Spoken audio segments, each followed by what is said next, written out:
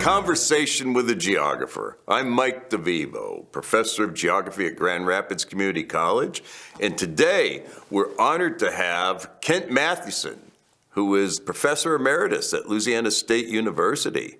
Kent, thank you so much for joining us. Thank you. This is great. We got a great day. I'm at my in my outdoor office here.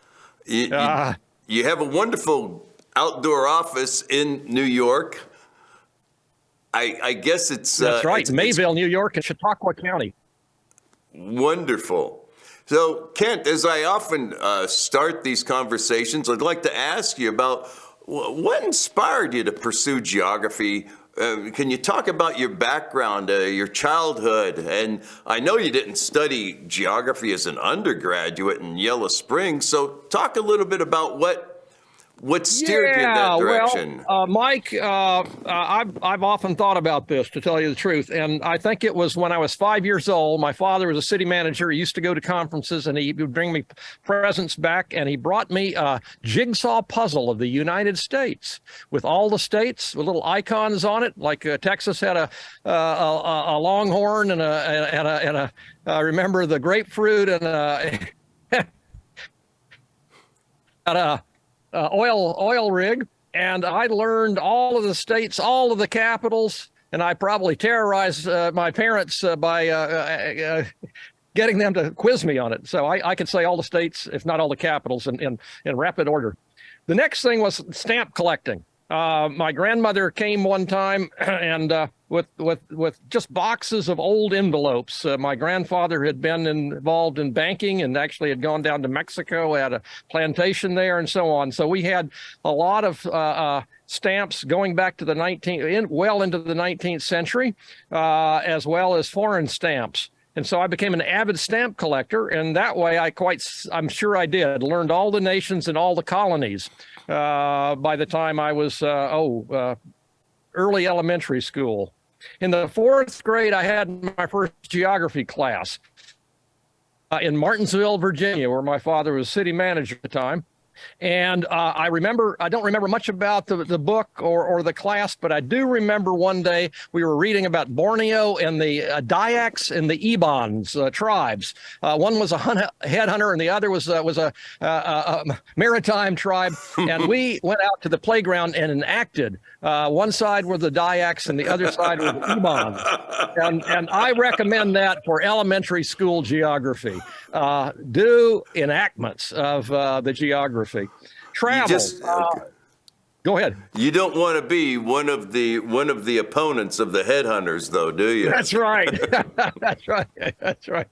Travel. We did some travel, local hunting and fishing and so on. So I got in the outdoors, and then we went to Florida. Uncle had who was a forester down there. Went down there a few times. Up to New York, where my father had gone to grad school at Syracuse, and then we moved to Oregon when I was 9, and that was an epic voyage trip of the family, going from Virginia to Salem, Oregon.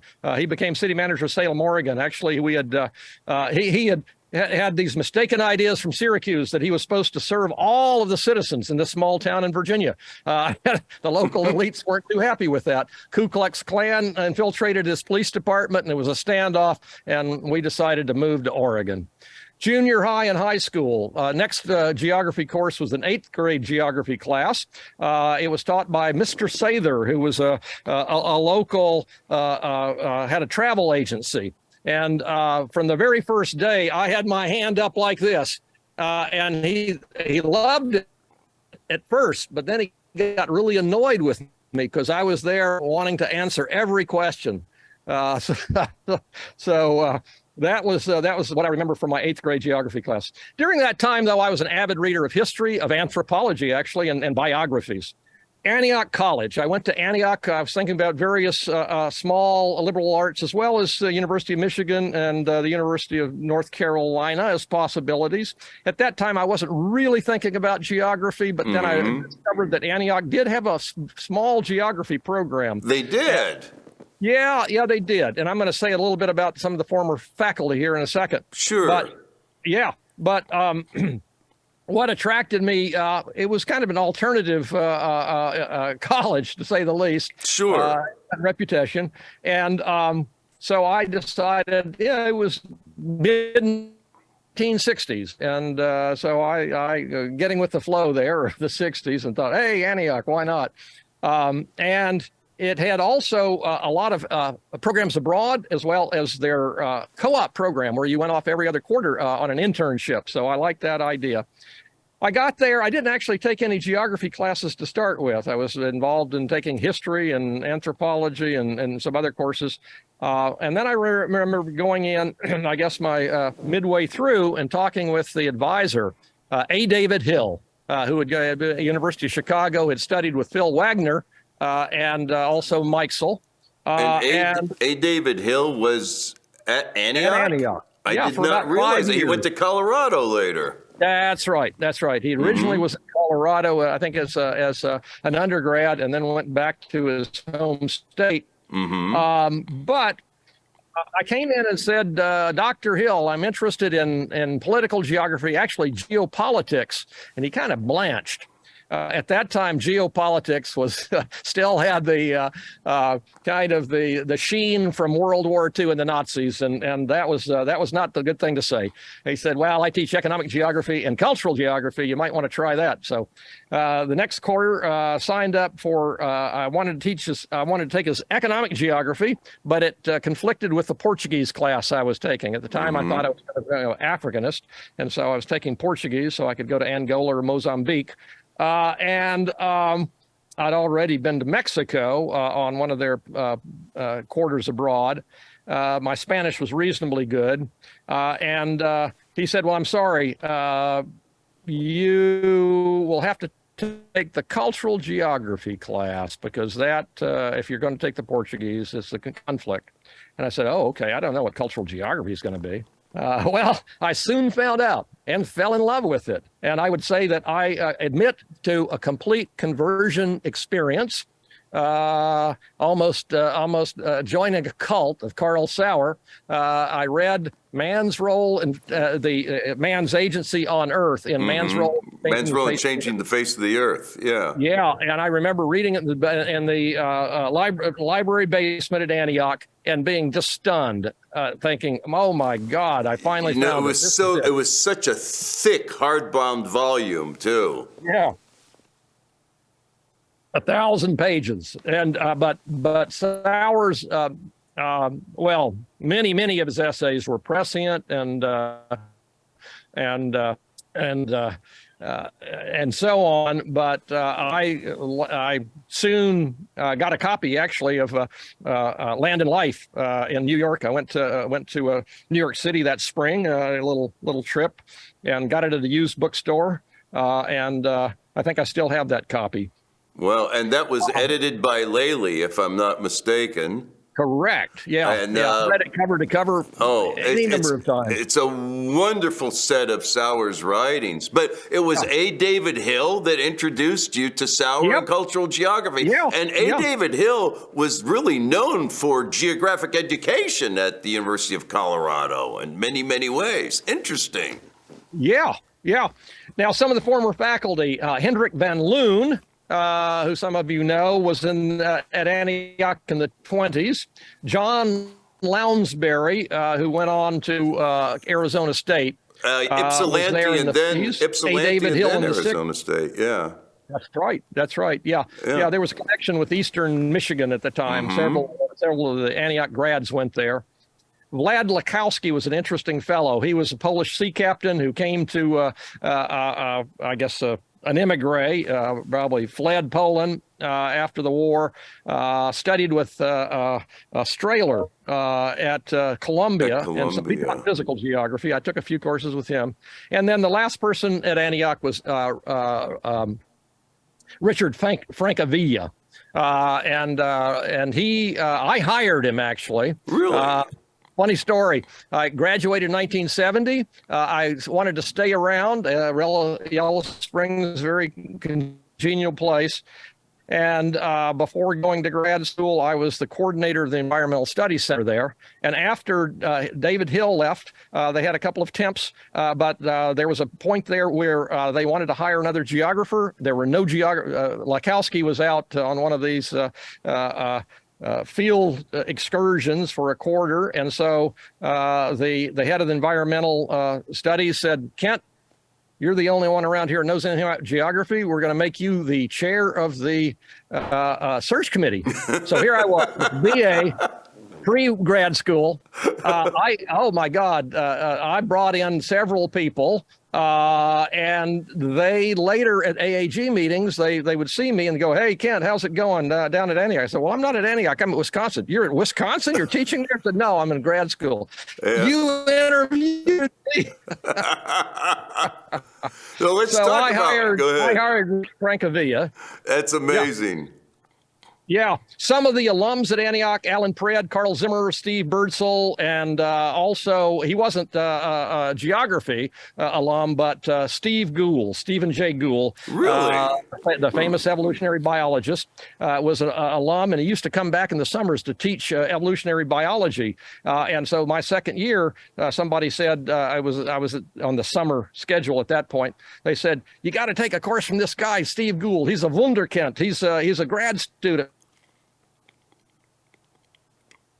Oh, these are pre-me who had heard about him. And so I took his course, and he was amazing. And I was taking a French course and another course that was not being taught by a regular professor. And so that summer, I had really not, up until that point, really had a regular professor. And I said, I wonder how it's going to be when I get a real professor. Well, never got that much better. So I saw Steve from time to time after that. Co-op program, off-campus experience, and what I'm going to say, probably this is fast-tracking to my final instructions, but I'll say it here and then I'll say it again. Peers interaction often is more important than faculty instruction. So especially I found that to be the case in grad school. Spend a lot of time with your peers. And at Antioch, it was amazing because students were coming and going all over the world, all over the country. Every other quarter, they were off campus, and the stories they would tell. And so you got this extraordinary sort of store of information and experience secondhand, but you got it. So it wasn't just living in the dorm and going to frat parties and so on. You got all of these people going all over the world. Quarter in Mexico, my second year in Guanajuato, and that was great. All the instruction was in Spanish. And then I've mentioned my conversion to cultural geography, the discovery of Carl Sauer, and off to grad school. Why Wisconsin? Well, I had some personal connections. One of the temps at Antioch was Daniel Gomez Ibanez, who was finishing up a graduate degree at Wisconsin. And then another one of the members of the science faculty had gone to grad school at Wisconsin, and I learned a lot about it from him. And then just at Madison, it was a very attractive place. So Sure. I was very lucky. I got actually in research assistantship with David Cronin's father, but then he, Bill Cronin's father, David Cronin. Then he became dean, and I was sort of, I didn't have any basis of support, so I later was able to get some teaching jobs with the extension. So that I made my way often teaching and the various campuses around Wisconsin as I was going, taking courses. Let me see here. How are we doing for time? We're doing okay. So at Wisconsin, you were teaching through the extension. You weren't teaching as a TA on campus. No, I actually preferred that. Get a little bit more money and so on. Sure. And then, can you comment on some of the your other graduate students that were there while you were at Wisconsin? Absolutely, yeah. If I have time, I'll come back to a very memorable history of geography seminar, my first quarter on campus or semester on campus. And who taught it? And an interaction with Richard Hartshorn, but I do not have time for that. That'll take a long time. That's another right. episode. That's another episode. Some of the retired faculty at that time were Hartshorn, Trewartha, Robinson, and Andy Clark. I took courses from David Ward, Bob Sack, and Bill Denovan, my advisor. and then later Tuan when he came, a couple of seminars at Tuan. Some of the students who were there were a lot of Brits at the time. Or I guess they had been previous decades too, partially because of Andy Clark, I think. Steve Daniels, Tim Cresswell, Deborah Dixon, and Matthew Edney, all just about the time I was leaving. Steve Daniels a little bit earlier. A lot of obviously, as you can imagine, visitors all the time for the lunch lectures. Zelensky, Lowenthal, all sorts. I have another story, but I don't have time for it. Bill Bungie. Yeah, we don't have time for that either. Right. That we might be able to combine with the Hartshorn episode. Right. Yeah. Yeah. Oh, absolutely. Yeah. Bill and Yeah. that's right. Field work. I went on a memorable trip with Billy Lee Turner, the Christmas break of '73, my first year, really. And we went in a van from Austin, Texas, all the way down through Mexico, Belize, and Guatemala. And we stopped off in Panajachel, beautiful place on Lake Atitlan. And that's Billy Lee said, "Kent, this is where you want to do your field work." And so, yes, sir. He was a senior grad student. And I ended up doing that in the fall of '74. That was great. In fact, I actually got my master's thesis was published as a book while I was still in graduate school. And so that was wonderful. I was able to put the cover up on, or they did, up on the library bulletin board, and everybody, oh my God. That helped grease the wheels, probably, of me finishing the program. The fact that I had ISBN number before Bill Denevan. You did have a long tenure at Madison, and talk about Denevan. Yeah, I did. A very long. Let's say, but a very congenial place. Let me put it that way. And I was having a good time. Then Guatemala. Field work in Guatemala, teaching, I've mentioned, fellow grad students, visitors, etc. Field work then in Ecuador. I shifted from contemporary Maya agriculture to ancient agriculture in Ecuador. And was able to get an NSF and a Fulbright and so on, and went to actually do a dissertation on some raised fields. These are ancient agricultural features that actually Jim Parsons had discovered as he was flying into Guayaquil one time to go visit Bill, his student Bill Denevan in Peru, and looked out of the window of the plane and said, "My God, there's some." He had also discovered Parsons had the raised fields in Colombia. And then, of course, Bill Denevan discovered the ones in Bolivia, the very first that set off this whole chain. Both geographers and archaeologists. So I went to Zambo Rondon. I was there for about 2 years, actually. I taught up in Quito at the Instituto Geográfico Militar, a course up there. Also at the Politecnica in Guayaquil, geography courses, and lived in a little town, Zambo Rondon. Out in north of Guayaquil on the river. That was a real adventure. Coming back to the States, I spent a winter in Austin at the Benson Collection, working up my dissertation, and eventually finished after teaching other places, taking a year off here and a year off there, and finally finished the dissertation, ready to go out on the job market, and I got several offers, very lucky. Ended up choosing Chapel Hill. Right. I have a North Carolina connection. I was originally born in North Carolina. My parents were from there. They met at Chapel Hill, and they also had retired to North Carolina from Austin, Texas. And so I thought, well, spend a year or two in Chapel Hill. And I was there for 2 years. It's a congenial group, but no Latin American focus. The Latin Americans had retired, a guy by the name of Silly. And I hung out more with the anthropologists there, historians, I think, probably than the geographers, but they were a congenial bunch. And then a job opening came open at LSU. And I said, oh, my God, that would be perfect for me. Berkeley on the Bayou. Absolutely. And the faculty... Yeah, the faculty retired. Fred B. Niffen, Sauer's second or third student, PhD student, Robert West, the inimitable, incomparable Robert West. And With his Jeff Converse All-Stars every day. That's right. He finally wore those out, and I went and I said, Dr. West, towards the end of his life, I was giving him hand-me-downs. He said, I don't need to buy any more clothes. And I said, no. So he was wearing my khaki shorts, my Guayaberas, and I went and got him a pair of running shoes. Is that right? What was it, Foot Locker or something. And he didn't know, but once he took, because he used to walk from his house to campus every day, and he told me, yeah, these shoes are good. These are good. So. But and then other faculty who were there, Bill Davidson, wonderful friend. Absolutely. He had studied with Clint Edwards, Sowers, up at Milwaukee. Milwaukee.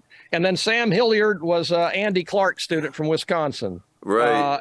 And faculty, prior faculty, all save one or two, all the way up to the 1980s when I got there, had Berkeley advisors. So it was pretty much a closed shop, kind of like Eugene at one time. They were all Berkeley. Yeah, absolutely. And Northridge to a certain extent. Yeah, because I don't know, was Vermeer there when you got there, or had he just left? He was there, but he left that summer, and I came in. I wasn't exactly his. Who knows?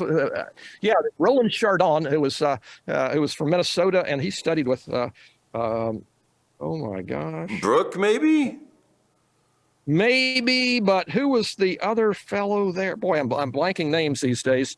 Not Borchardt. So not a Sauer student, a Parsons student. He was a historical geographer, did work in Mexico, not too visible in the profession. But at any rate, Roland Chardon. Dickon had been there, but he would have been there before Chardon. Mm-hmm. Yeah. So there were about 3 faculty, tenured faculty who left. Let me interject something for a moment here. See, you have a beer, and we talk about this because you had one of the most important jobs at the American Association of Geographers conferences, and that was to provide free beer when I think it was you and Bill Doolittle would organize events, wouldn't you? And I remember one of the most important lessons you gave me is coming to the banquet, which was pretty spendy at the time, with a briefcase that had in it a couple 6-packs of beer. And there we would be in the back drinking beer instead of buying beer, at the hotel room prices. And I saw Bill Denovan at the California Geographical Society meeting in Lone Pine like 20 years ago. And I did the same thing. I break out a bottle of wine and say, oh, this is in honor of Kent Mathewson, We're having wine there. But hey, I just had to interject it. You got it. You have really, really taught us an excellent strategy in circumventing protocols that should not be there. Well, I've got. You haven't seen this, but I've got my Kropotkin T-shirt on. I see here, it. Yeah, right. So anyway, there you are at LSU. Now, can you recall any chats you might have had with Kniffen? Did you sit on the little stool in his office and? I sure did. Mike. And one day I asked him. I said. I love the, I wanted to ask him about 1940 AAG meeting when he gave the memorable presidential address, Forward to Historical Geography. Sauer and address, and I thought it was downstairs in our big auditorium. He said, no, I think it was across the street at a dining room there. But at any rate, I said, well, I love that title. And somehow I had completely morphed it into Forward to Historical Geography, not FORE, right. WORD. And Kniffen just and he had a high-pitched laugh like that. And he leaned back. I was on the stool, and he just laughed and laughed. And I go, what did I say? What did I say? And he told me.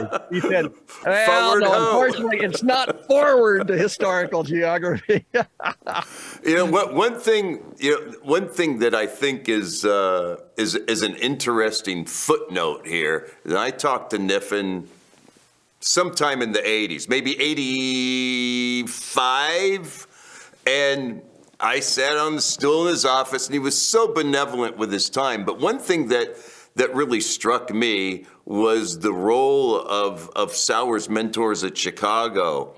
And I asked Niffen if he believed that Henry Chandler Coles was just an effective mentor as Roland Salisbury. Did he ever say anything like that? And Niffen said that was his impression, that Coles was really a more influential mentor, or he was just as influential, if not more so. That's interesting. He went with Salisbury out to the upper Illinois and did all of that field work, but he went with Coles over to the Indiana Dunes, the biological. And you're absolutely right. He got the physiography from Salisbury, but he got the ecology from Coles, and so very possibly. Other faculty. Oh, good. Well, I've said we've not talked enough about Bill Denevan and guiding you at Wisconsin, and I'm going to ask you to take a short detour for a moment from LSU, and I'll ask you if you could go back just for a minute and comment on his mentoring style and his mentoring of you with regard to your field work and advising through your degree, through your program, through your research. Oh, absolutely. Bill, without a doubt, is the most self-abnegating advisor I think you could ever have. He would get really kind of uncomfortable if I didn't come in and talk to him probably a half an hour every day. His door was always open to students. In fact, when I showed up in the winter of '73, he insisted that I didn't have a place, that I stay with him and Susie, his wife. And so I was there for a week or so, and then I found some lodging. But no, I mean, Denevan, I remember he came to Ecuador. He always liked to go visit the students in the field, and he had been in Mexico, and he'd gotten Montezuma's revenge in a terrible way. So I kind of had to nurse him the first few days he was in Guayaquil. But we had some great adventures. I put him into where I was staying up in this old building, one of the few non-cane buildings in the. Made out of bamboo, basically, in that little village. And there were some, I had him out where I was drying plants and so forth, and I made a little bench for him. And there were some giant spiders in the building. And I remember late at night, Bill was reading with a flashlight, and I heard this not a scream, but a yell. I go, "Oh, Bill, what's happening? The rats got you?" Because I had rats there too. And, of course. And I go out, and he goes, my God. And he said, "The spider is this big." I said, "Don't worry. That's just that's one of those banana spiders. It's fine." So no, Bill was absolutely a fantastic advisor, and completely generous with his time, generous Indeed. with this. And he instilled in me this. I mean, I got a taste of it from David Hill, but I really got the religion with Bill in terms of Berkeley geography and all the anecdotes about all the people. And Bill had a great mentor with Parsons, who was extremely kind in so many ways. Wouldn't you agree? Oh, he's my academic grandfather. I love Jim Parsons. In fact, when I was shopping around for grad schools at Antioch, I wrote him, and he sent me this wonderful postcard from Spain pain. He apologized that he had got his mail months late. And by that time, I'd already decided, well, he said, there is my student in Wisconsin, Bill Denovan, and you'll be in good hands with him. Originally I thought, oh, well, I have to go to Berkeley to the, to the Citadel. But things worked out very well at Wisconsin. So I have no regrets whatsoever. Glad. Yeah, Parsons was like, he was my academic grandfather. He was a wonderful gentleman and scholar and great geographer in the field who really is worthy of so much praise in our discipline's history. He advised more dissertations than Sauer, if I'm not mistaken. I think he probably did. He took on all sorts of people, and some geographers or field geographers, they only want students who are going to go to areas of their interest. Mm-hmm. That wasn't Parsons. I remember Mary Hawthorne was one of his students, an older student, and she did a dissertation on Karsten, Croatia. How does that figure into Parsons? Yeah. And in fact, she taught at VCU, and I filled in for her one year when I was doing this kind of long march through my PhD program. I went down there. She was on sabbatical, and Parsons told me about the opportunity. I went down. In fact, he even visited Richmond that fall. Well, and look at that. So, yeah. And when you're at LSU, I guess, aside from the retired faculty, Hilliard was chair, I guess, when you were there? Let's see. I forget. No, actually, what happens is Harl Earl came in. They needed a new chair. They had been searching. Actually, they were after Nick Intrigan, but Intrigan ended up not taking it. And I told him about. I told Davidson, I ought to look at Carvel Earl. He's on the market, I think. Miami of Ohio. Right. And he had been up in Wisconsin for 1 year after Clark died to fill in for historical geography. And for whatever reason, they decided not to hire him. He was a Chicago trained and a brilliant historical geographer. Yeah. And he was chair. And so I had known him from Wisconsin. And we arrived at the same time, fall of '88. So he was chair. In fact, he, fast forwarding here a little bit, he, Bill Denon and Billy Lee Turner were on the publications committee, and they were looking for somebody to be editor of the Annals, and I suggested, hey, Carvel would be pretty good, probably. Mm-hmm. Well, he was chair, and so he really, and they offered it to him, and he thought, well, my gosh, I'm chair of a department. Do I want to be editor? And I said, go ahead, Carvel. I'll help you out. Well, and so he made me book review editor. So there I was, I think a third year grad student. I mean, I was a grad student so long, I'm thinking assistant professor, the same thing. Yeah. And then later, you were the editor of the AAG Review of Books. That's right, founding editor of that, and in between, I was a book review editor of historical geography and also the GR. Wow, like the free beer, I like the free books. Well, free beer goes a long way, I'll tell you, and the free books. Yeah. We only have a few minutes to go here, Kent, and I'm going to ask you just to offer a couple of words about why we should consider looking at the cultural landscape in the same way that Sauer and his students have over generations.